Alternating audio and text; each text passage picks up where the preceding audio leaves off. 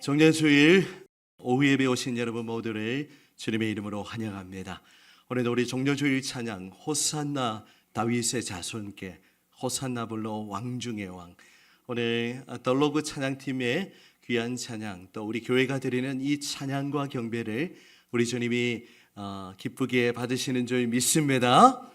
네. 우리 찬양팀도 조금 세대 교체가 이루어졌어요. 그래서 우리 집사님들 좀 빠지시고, 또 송집사님도 빠지시고, 또 우리 젊은 친구들도 들어오고 하니까 더더욱 좋은 것 같습니다. 오늘 우리 청년들이 또 설거지하는 모습 보셨죠? 네. 우리 회장님, 우리 정원 형제 어디 있어요? 네. 우리 함께 회장님을 중심으로 섬기는 모습 오늘 너무 참 감사하고 앞으로 기대가 됩니다. 우리 청년들, 또 우리 찬양팀, 우리 박수로 함께 우리 축복하고 격려해 드리도록 하겠습니다. 자, 우리 옆에 계신 분들과 이렇게 함께 오늘 주일 오전 설교 제목을 기억하면서 격려하실까요? 주의 길을 걸어가겠습니다. 함께 고백하겠습니다. 주의 길을 걸어가겠습니다. 여러분, 이제 오늘 종려주일을 시작으로 한 주간 고난의 절기를 지키게 되는데요. 오늘 오전 설교를 시작으로 주의 길 시리즈 설교를 하고 있습니다. 우리 오전에 또 계시지 않았던 우리 선생님들 계시기 때문에 오늘 오전에 주님이 걸어가셨던 그 첫 번째 길이 어떤 길이었습니까? 겸손의 길이고 섬김의 길이고, 그것이 실패한 길인 것처럼 보이지만 결국에는 어떤 길이죠? 승리의 길입니다. 우리 교회가 주님의 발자취를 따라서 겸손과 섬김의 길, 그리고 승리의 길을 걸어가는 은혜가 있기를 축복합니다. 아멘. 이제 한 주간 고난주간이 시작되는데요. 우리 전통적으로 고난주간에는 금식을 하기도 하고, 또 육신의 쾌락을 절제하기도 하고, 그렇게 십자가를 깊이 묵상하는 주간입니다. 우리 교회가 다른 교회처럼 사순절을 40일 동안 길게 지키지는 않기 때문에 이번 주간은 우리가 특별하게 뭔가 이벤트를 하기보다는 우리가 또 말씀을 읽으면서 주님의 그 십자가를 깊이 묵상하는 시간을 가졌으면 좋겠습니다. 특별히 이번 주간 새벽이 아니고 저녁에 8시에 특별 저녁 기도회로 모이니까요. 이 기도회에 우리 젊은 세대들도 청년들도 온라인으로 또 오프라인으로 많이 참석해서 주님이 걸어가신 그 길이 어떤 길인지를 우리가 깊이 깨닫고 그렇게 주님의 발자취를 따라가는 은혜가 있기를 간절히 소망합니다. 아멘. 오늘 오후에는 열왕기하 2장의 본문으로 설교 제목 같이 읽습니다. 시작. 갑절의 영감을 주옵소서. 다시 한번 갑절의 영감을 주옵소서. 아멘. 엘리사의 기도인데요. 우리가 이번 한 주간 붙들어야 할 우리의 기도이기도 합니다. 오늘 이 주제를 가지고 여러분과 은혜의 말씀을 함께 나누도록 하겠습니다. 성경의 인물들 가운데 죽음을 보지 않고 하나님께로 옮기운 두 사람이 있죠. 지난 온세대 예배 때도 나누었습니다. 기억하십니까 여러분? 두 사람, 에녹과 엘리야입니다. 다 에가 들어가네. 에녹과 엘리야. 여러분, 에녹을 아십니까? 여러분, 창세기 나오죠. 에녹은 몇 년을 살았을까요? 1년이 며칠? 365일. 에녹은 몇 년? 365년. 굉장히 길게 살았죠. 노아홍수 전이었기 때문에 인간의 수명이 300년, 400년. 세상에서 여러분 제일 오래 산 분이 누군지 아시죠? 무시로 시작하시는 분. 무드셀라라는 분은 969세. 우와, 거의 1000년을 살았습니다. 와우. 네, 홍수 이후에 그 수명이 급격하게 줄었죠. 에녹은 365년을 살면서 여러분 성경의 기록을 정확히 보면 300년을 하나님과 동행했다라고 그렇게 기록을 하고 있습니다. 와우. 하나님과 300년이라는 시간을 동행하다니요. 우리도 그 걸음을 걸어갔으면 좋겠다는 마음이 듭니다. 창세기 5장 24절에 보면 에녹의 삶에 대해서 이렇게 한 줄로 평가를 하고 있는데 같이 읽어보실까요? 시작. 에녹이 하나님과 동행하더니 하나님이 그를 아멘. 에녹은 300년을 하나님과 동행하며 믿음으로 이 땅을 살다가 하나님께로 옮겨졌습니다. 죽음을 보지 않고 하나님께로 옮겨진 사람, 또 한 사람이 있죠. 누구입니까?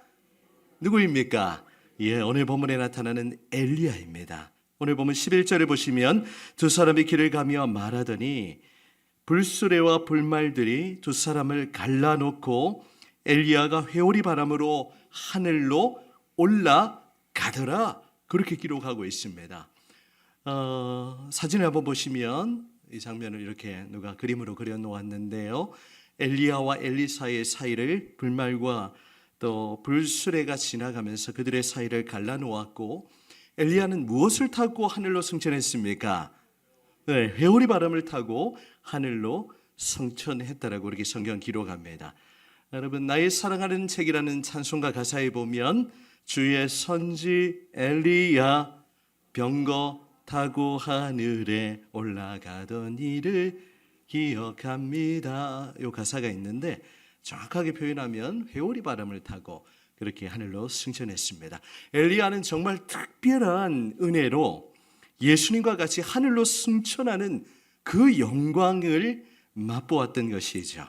오늘 본문이 이 엘리야의 승천 사건을 기록하고 있습니다. 오늘은 엘리야의 승천 사건을 살펴보면서 우리에게 주시는 교훈을 함께 살펴보도록 하겠습니다. 첫 번째 같이 읽습니다. 시작. 끝까지 부르심의 사명을 따라 행해야 합니다. 아멘. 오늘 사랑 목장이 하나님을 찬양하는 모습, 또 예배하는 모습 얼마나 귀한지 모르겠어요. 하나님이 건강 주시는 데까지 끝까지 그 사명을 감당하시기를 바랍니다. 무언가 엄청난 일을 하라는 것이 아니지요. 이번에 힐링 여행을 마무리하면서도 우리 아브라함, 사라, 우리 실버 세대들이 교회를 위해서 기도하고 또 우리 교회를 품고 또 그런 귀한 섬김의 일들을 감당하실 것입니다.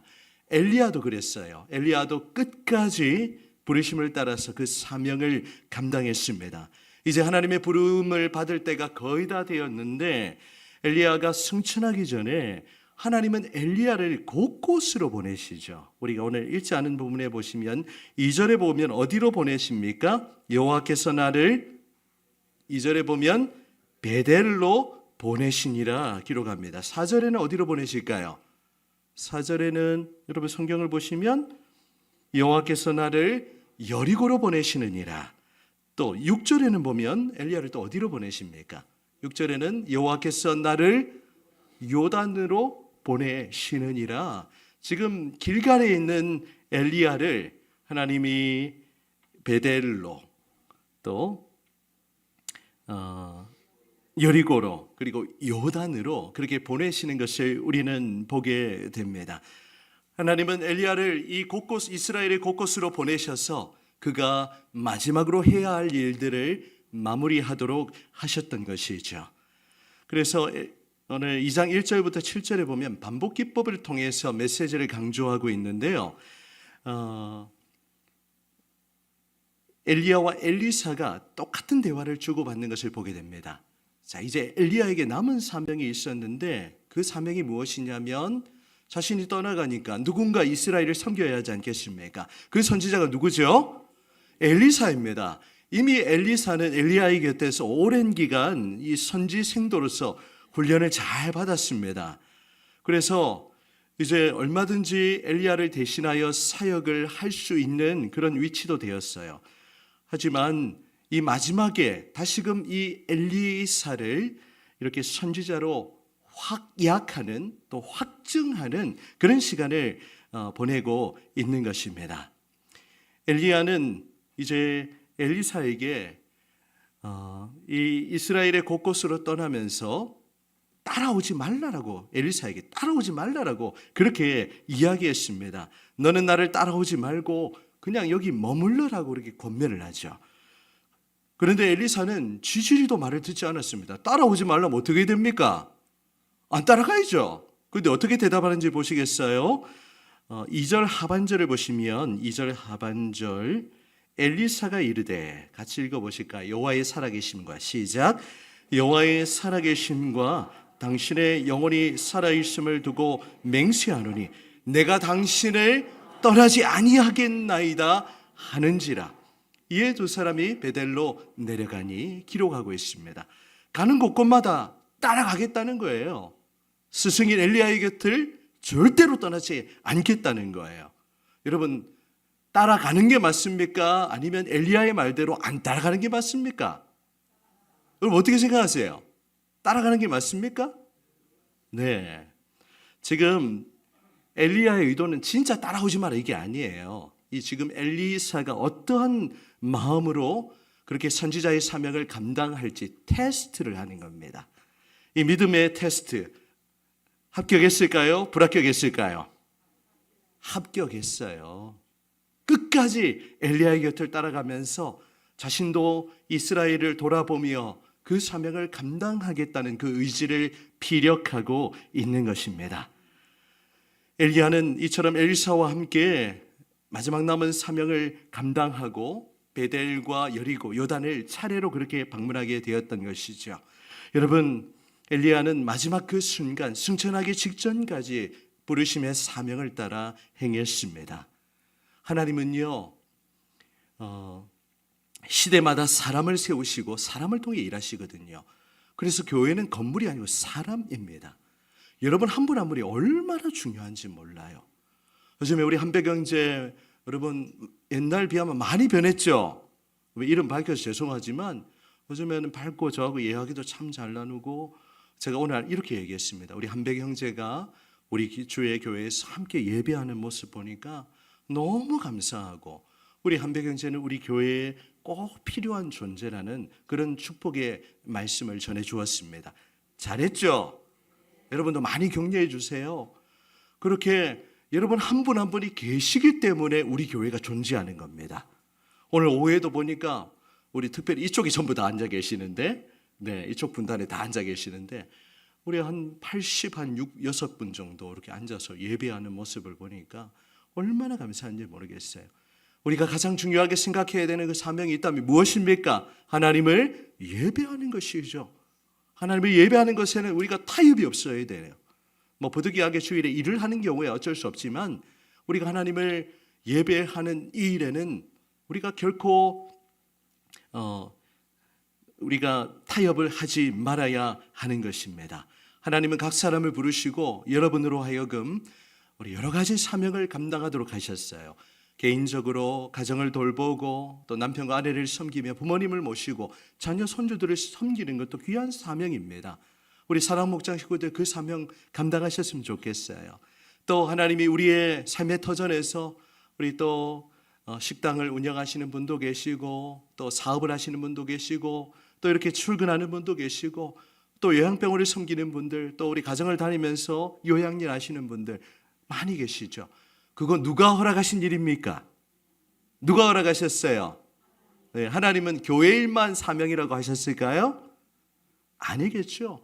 각자에게 부르심을 따라서 여러분에게 삶의 터전 일터를 허락해 주셨습니다. 그곳에서 여러분이 믿음으로 살고 또 여러분의 모든 일들을 성실하게 감당하는 그 모습, 오늘 엘리야가 마지막에 감당했던 그런 모습이 아닐까요? 목사는 목사의 일을 하고 또 여러분은 여러분의 일을 하고 또 찬양팀은 찬양팀의 사명을 감당하고 부르신 그 자리에서 하나님을 섬기는 것, 그 사명 감당하는 여러분이 되시기를 축복합니다. 로마서 11장 29절 말씀 같이 읽습니다. 시작. 하나님의 은사와 부르심에는 후회하심이 없느니라. 아멘. 하나님은 각자에게 부르신 자리가 있는 거예요. 그 부르신 자리에 내가 하고 싶으면 하고 하기 싫으면 말고, 그런 삶의 태도는 우리가 굉장히 경계해야 합니다. 오늘 이 시대가 그래요. 특별히 우리 젊은 청년들, 우리 젊은 세대를 보면 요즘 청년들, 우리 노는 무리들, 캥거루족이라고 표현하잖아요. 그런 우리 수가 200만 명이 넘었다고 합니다. 그 집에 있는 거예요, 그냥. 일을 가도 마음에 안 들면 그냥 나와버려요. 전에처럼 끝까지 버티고 이런 거 전혀 없습니다. 이런 시대 가운데 한국 사회에 대한 염려도 우리가 있겠지만 우리 크리스찬은 하나님이 허락하신 그 자리에서 최선을 다하고 성실하게 그 맡겨진 사명을 다하는 그런 믿음의 사람으로 살아가시기를 축복합니다. 아멘. 자, 두 번째 읽어보겠습니다. 시작. 사명 감당하기 위해 아멘. 우리가 살다 보면 때로는 버겁다는 생각이 듭니다. 또 우리가 집안일을 할 때도 힘들다 이런 순간도 있고, 또 지쳐서 그냥 다 내려놓고 싶다. 특별히 교회를 하다 보면 그런 마음이 또 들 때가 생기기도 합니다. 여러분, 그런 순간에 내 힘으로 하려고 해서는 안 되겠죠. 특별히 우리가 주의 일은 내 힘으로 하는 것이 아니라 하나님이 주시는 은혜를 가지고, 특별히 오늘 설교 제목을 기억하면서 갑절의 영감을 가지고 우리는 사명을 감당해야 하는 것입니다. 하나님이 엘리야를 통해서 이제 앞으로 엘리사의 사역의 전초전이라고 할 수 있죠. 놀라운 기적의 역사를 보여주고 있는데요. 여러분 8절 한번 보시겠습니까? 자, 8절 보시면 엘리야가 겉옷을 가지고 말아 물을 치매 읽습니다. 시작. 물이 이리저리 갈라지고 두 사람이 마른 땅 위로 건너더라. 아멘. 우리도 그런 일 겪으면 얼마나 좋을까요? 이 모습은 마치 모세가 홍해를 가르고 여호수아가 요단강을 가르는 그 모습을 재현하는 듯합니다. 하나님은 선지자들이 가는 이 길에 이 놀라운 기적을 지금 베풀고 계시죠. 이 놀라운 광경을 이 7절을 보시면 50명의 선지 후보생들, 오늘날로 표현하면 신학생들 같은 사람들이 모두 다 지켜보았어요. 그 광경을 보고 얼마나 놀랐을까요? 엘리야가 겉옷을 가지고 물을 치니까 물이 쫙 갈라지고 두 사람이 마른 땅으로 건너가는 거예요. 여러분, 이런 기적을 우리도 맛보면 얼마나 좋겠습니까? 여러분, 믿음으로 행하는 우리의 길에 하나님이 역사하시고 이런 놀라운 일들을 일으켜 주실 줄 믿습니다. 이 요단강을 건넌 엘리야가 승천하기 전에 엘리사에게 마지막으로 묻고 있습니다. 9절을 보시면 건너매 엘리야가 엘리사에게 이르되 나를 내게서 취하시기 전에 내가 네게 어떻게 할 것을 구하랴. 자, 같이 읽습니다. 엘리사가 가로되 엘리사가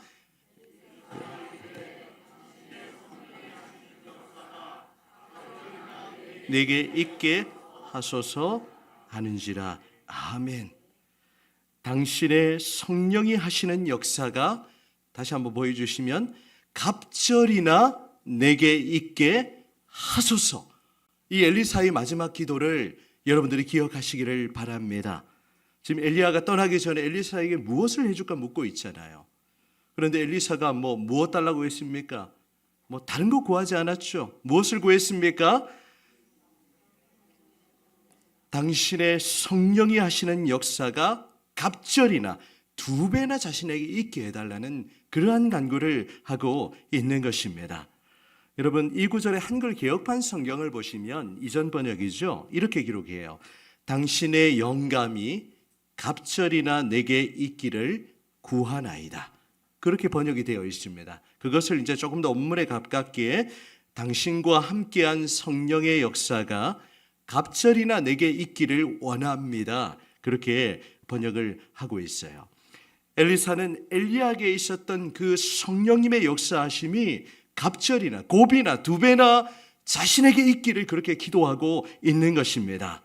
여러분, 우리도 그렇게 사명을 감당할 수 있는 갑절의 영감을 하나님 앞에 우리가 구하기를 원합니다. 성령님이 하셨던 그 역사가 나를 통해 역사하시도록 나의 삶을 이끌어가고 나에게 날마다 지치지 않는 새 힘을 주시며 그렇게 말씀과 성령으로 우리를 이끌어 가시는 그 역사를 우리가 믿음으로 간구하기를 원하는 것입니다. 특별히 이 자리에 있는 우리 청년들, 젊은 세대들, 굉장히 힘들고 어려운 세대를 살아가고 있어요. 결코 낙심하지 말고 오늘 엘리사와 같은 마음으로, 이 젊은 선지자 엘리사와 같은 마음으로 갑절의 영감이 내게 있게 하옵소서. 자, 우리 자신이 젊다고 생각하시는 분만 따라합니다. 자, 갑절의 영감이 내게 있길 원합니다. 아멘입니까? 공부할 때 학업의 지혜를 달라고 기도하세요. 또 여러분 직장 생활할 때 힘든 순간 갑절의 영감, 성령님의 역사하심을 나타내 보여달라고 기도하십시오. 사업에 문이 막히면 실망하지 말고 갑절의 영감을 더하여 주시옵소서. 믿음으로 간구하는 여러분이 되시기를 축복합니다. 믿음의 사람은 그런 거예요. 현실을 보며 에이 포기해버리고, 그건 믿음이 아니에요.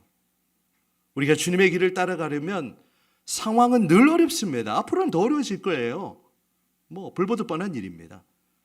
하지만 믿음의 사람은 자신의 힘과 능력이 아니라 성령님이 하시는 역사로 갑절의 영감으로 그 어려움을 뚫어내는 사람이에요. 규성이제 아멘? 크게 아멘. 네, 아멘. 좋습니다. 여러분, 이번 고난 한 주간 그렇게 갑절의 영감을 구하며 성령님의 역사하심을 간구하는 그런 여러분이 되시기를 간절히 소원합니다. 오늘 오후에 사실 십자가에 관한 말씀 나눌까 하다가 오늘 킹덤 스토리 따라 계속 말씀을 전하고 있는데 이게 더 필요하겠다는 생각이 들어요. 이제 예수 그리스도를 통하여 성령이 우리 안에 계십니다. 성령님은 우리를 떠나지 않고 우리와 영원토록 함께 하세요. 그 성령께서 내 안에 계신데 성령님은 우리가 배제하고 살아갑니다. 우리가 매일 삶을 살며 성령님이 우리 안에 늘 계시는데 그분의 도우심을 구하지도 않고 그분의 역사하심을 기대하지도 않는 우리의 모습을 내려놓고 오늘 이 엘리사가 기도한 것처럼 당신의 성령이 하시는 역사가 갑절이나 내게 있게 하소서. 믿음으로 간구할 때 하나님이 여러분의 삶을 도우시고 갑절의 영감을 허락해 주실 줄 믿습니다. 아멘. 오늘 이 엘리야의 승천 사건은 우리 또 한 가지 메시지를 우리에게 줍니다. 세 번째 같이 읽어보실까요? 시작.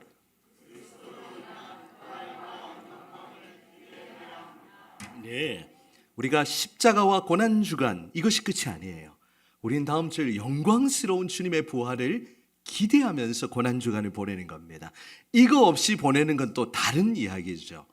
여러분, 우리가 이번 고난 한 주간 특별 저녁 기도회도 하고 또 우리의 삶에 어떻게 보면 좀 더 쉴 시간이 사라지기도 하고 바쁘기도 하겠지만 우리는 영광스러운 주님의 그 부활과 또 그 승천을 기대하면서 이 고난의 절기를 지켜야 하는 것입니다. 엘리야는 하나님의 종으로서 온갖 고난과 핍박을 다 겪었지만 그는 육신의 죽음을 보지 않고 하나님께로 옮겨지는 그 복을 누렸습니다. 엘리야의 승천은 초자연적인 사건으로 아무나 누릴 수 있는 영광은 아니죠. 하나님이 이 에녹과 엘리야, 특별한 이 두 사람에게 베풀어 주신 은혜입니다. 그런데 이 엘리야의 승천 사건은 제가 온세대 예배할 때도 언급을 했죠. 바로 그리스도로 말미암는 그 부활과 승천의 영광을 미리 보여주는 사건이라고 말씀을 드렸습니다. 그래서 이 엘리야의 승천은 부활하신 예수님의 승천에 대한 이 구약 성경의 모형이자 장차 구속함을 입은 성도들이 누리게 되는 부활과 승천에 대한 예표입니다. 여러분, 예수님은 종말의 때를 예고하면서 이렇게 말씀하시죠. 마가복음 13장 26절 같이 읽습니다. 잠이 오실까봐 같이 읽습니다. 시작. 그때에 인자가 구름을 타고 큰 권능과 영광으로 오는 것을 사람들이 보리라. 예수님이 종말의 때를 예고하시면서 이 마가복음 13장에도 종말의 때를 예고하는데 인자, 예수님이 이 종말의 때에 구름을 타고 큰 영광과 권능과 영광으로 오는 것을 사람들이 어떻게 된다고요? 보게 될 것이라고 그렇게 말씀하세요. 주님이 말씀하신 내용입니다. 이제 우리 주님은 십자가의 사역을 완성하시고 사흘 만에 부활하셨으며 또 40일 후에 승천하셨죠. 그리고 지극히 높으신 하나님의 보좌 우편에 앉으셨습니다. 우리가 사도신경에 고백하면 어떤 부분이 있죠? 거기로부터 살아있는 자와 죽은 자를 심판하러 오십니다. 우리 주님이 하늘보좌 우편에서 다시금 이 땅 가운데 영광으로 재림할 것을 예고하는 그런 말씀입니다.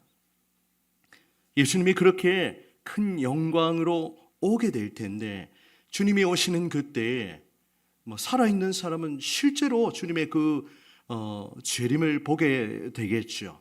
또 죽어있던 사람들은 다시 일어나게 될 것입니다.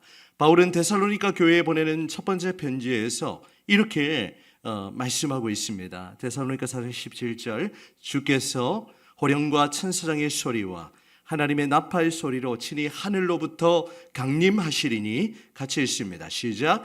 그리스도 안에서 죽은 자들이 먼저 일어나고, 뒤에도 있습니까? 그 후에 우리 살아남은 자들도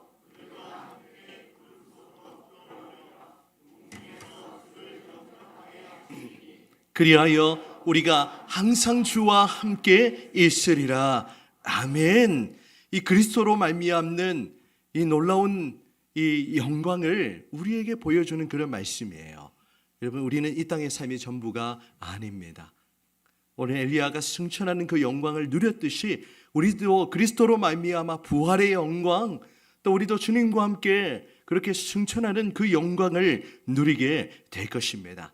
우리는 마지막 최후의 날에 영원토록 주님과 함께하는 그 복을 누리게 될 거예요.